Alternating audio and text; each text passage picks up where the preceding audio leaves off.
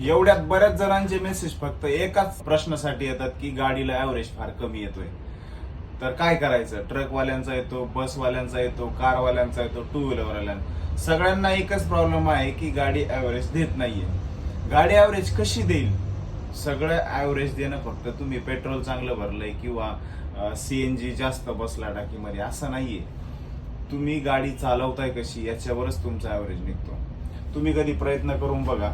तुम्ही गाडी चालवताय, तुम्ही क्लचवरचा पाय एकदम बाजूला ठेवा, ऍक्सिलेटर एकदम मीडियम मध्ये ठेवा. तुम्ही झटके मारू नका गाडीला. एकदम स्पीड मध्ये पळवताय परत सोडून देताय, स्पीड मध्ये पळवता सोडताय, तसं करू नका. एकदम स्पीड नॉर्मल ठेवा, समांतर स्पीड राहू द्या गाडीला.